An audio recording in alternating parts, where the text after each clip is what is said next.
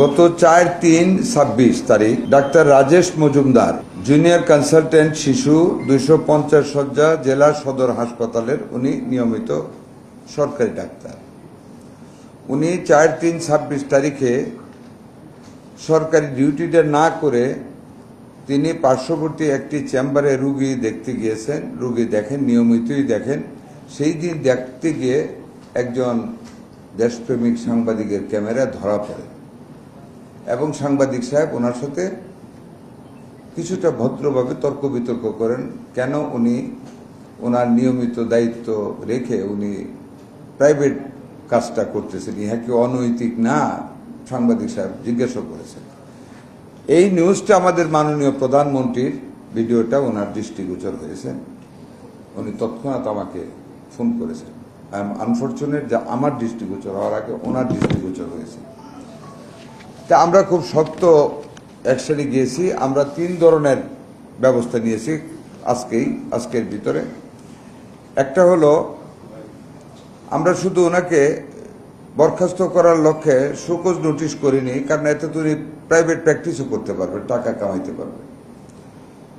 আমরা এইসব লাইনে যারা আমরা সরকারি সুযোগ সুবিধা নিয়ে সরকারের পক্ষ থেকে জনগণকে সেবা দেওয়ার মানুষে নিয়োজিত হয়ে ওই কাজটা ছেড়ে যারা ব্যক্তি স্বার্থে আমরা অন্যত্র কোনো কিছুতে নিয়োজিত হই, এটা অনেক শাস্তিযোগ্য অপরাধ। সেই লক্ষ্যে আমরা যতটুকুন করণীয় আইন অনুযায়ী আমরা ততটুকুনি অগ্রসর হয়েছি ওনার ব্যাপারে, যাতে এটা এক্সাম্পল হতে।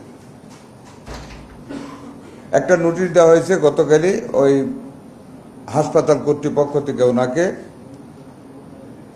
আমি সংক্ষিপ্তভাবে আপনাদেরকে বলে আপনার কপি পেয়ে যাবেন। তাকে সরকারি কর্মচারী শৃঙ্খলা আপিল বিধিমালা 18 বিধির 39 এক বিধি মোতাবেক কেন চাকরি থেকে সাময়িক বরখাস্ত করা হবে না তার জবাবপত্র জারির 3 দিনের মধ্যে নিম্ন স্বাক্ষরকারী বরাবরে দাখিল করার জন্য একটা নোটিশ দেওয়া হয়েছে। Why he will not be suspended, কারণ দর্শন নোটিশ একটা দেওয়া হয়েছে ওনাকে।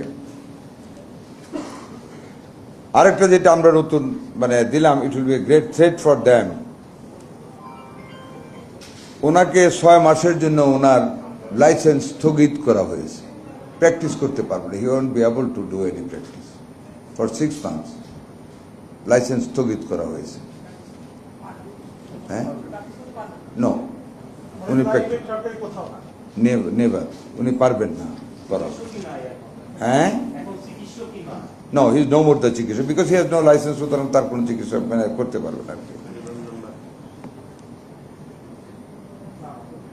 আরেকটা আমরা মন্ত্রণালয় থেকে করেছি। এমত অবস্থায় doctor Rajesh Majumdar, junior consultant শিশু, শরীয়তের বিরুদ্ধে সরকারি কর্মচারী শৃঙ্খলা আপিল বিধিমালা 18-3 খ বিধি অনুযায়ী কর্তৃপক্ষ অবৈধ অসদাচার বিভাগীয় ব্যবস্থা গ্রহণের জন্য নির্দেশ করে অনুরোধ করা। আমরা we have kept A pressure রেখে আমরা এখান থেকে আরেকটা চিঠি দিয়েছি স্বাস্থ্য সেবাকে, কেন তার বিরুদ্ধে ব্যবস্থা না গ্রহণ, ওইটা করার জন্য, ব্যবস্থা গ্রহণের নিমিত্তে সকল ব্যবস্থা গ্রহণ করার জন্য। সুতরাং আমরা we have taken it very seriously.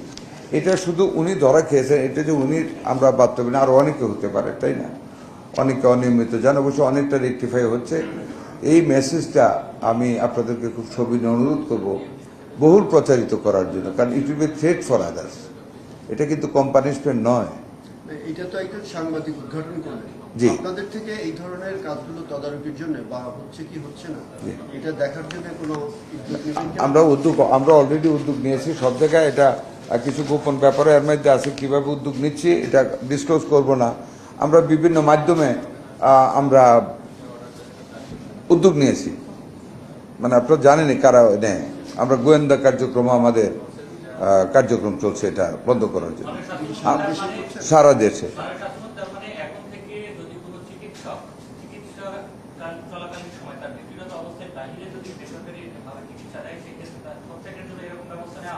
Same, আমরা একই ধরনের ব্যবস্থা সবার জন্য গ্রহণ করবো যদি এই ধরনের কেউ করে।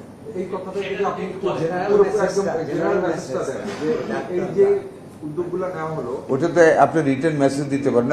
আপনারা প্রশ্ন করেছেন, আমি বললাম যদি এ ধরনের সরকারি সময়ের ভিতরে যদি কোনো ডাক্তার বা যে কোনো ধরনের করে, এটা তো শাস্তিযোগ্য অপরাধ। যেহেতু আমরা স্বাস্থ্যে কোনো ডাক্তার যদি ওনার ডিউটিরত অবস্থায়, ডিউটি থাকাকালীন অবস্থায় যদি সরকারি সময়ের ভিতরে ডিউটি রেখে যদি বাইরে গিয়ে কোনো প্র্যাকটিস করেন, the same thing shall be taken. আমরা এবার লাইসেন্স স্থগিত করে দেব যাতে করে আর প্র্যাকটিসটা করতে পারে। তবে আমি আশা করব না যে আমাদের দেশের মানুষ এই ধরনের শাস্তি পাক। আশা করব একটা থেকে সবাই যেন শিক্ষা নিয়ে যেন এই কাজটা না করেন, যাতে ডিউটিকে ফাঁকি দিয়ে ব্যক্তি স্বার্থে যেন বাইরে না যান। আমরা অনুরোধ করবো, আপনারা সবকে অনুরোধ করেন।